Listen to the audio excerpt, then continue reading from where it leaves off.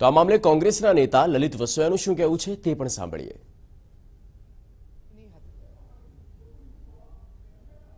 સાથે વાત કરીશું। લલિતભાઈ, શું કહેશો? ઘટના બની છે ભાજપના પૂર્વ ઉપાધ્યક્ષની હત્યા।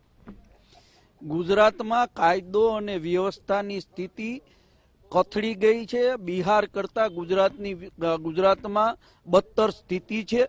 આ છેલ્લા ઘણા સમયથી વિરોધ પક્ષના લોકો સરકારમાં રજૂઆતો કરે છે, વિધાનસભાની અંદર અવાજ ઉઠાવે છે, પણ સત્તાના મદમાં આવેલી આ સરકાર આ વાત સ્વીકારવા માટે તૈયાર નથી। ગુજરાતની અંદર સરેઆમ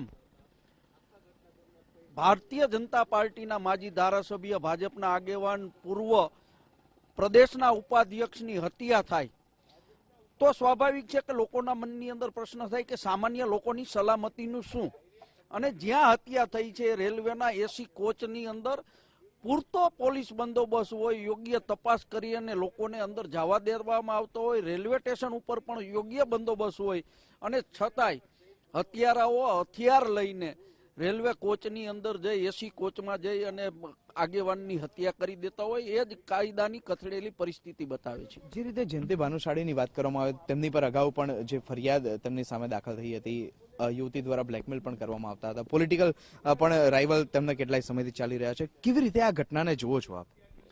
ભારતીય જનતા પાર્ટીના બે આગેવાનો વચ્ચે આંતરિક જે વિખવાદ હતો એને કારણે જયંતિભાઈ કાયમી ધોરણે ચર્ચામાં રહ્યા છે, પરંતુ આ પ્રસંગે જ્યારે આ એમની હત્યા થઈ છે ત્યારે વિશેષ કોમેન્ટ કરવા હું એટલા માટે નથી માંગતો કે યોગ્ય તપાસ પછી ખરેખર હત્યારાઓ કોણ છે એ જાહેર થયા પછી આ કોમેન્ટ કરી એ યોગ્ય ગણાશે।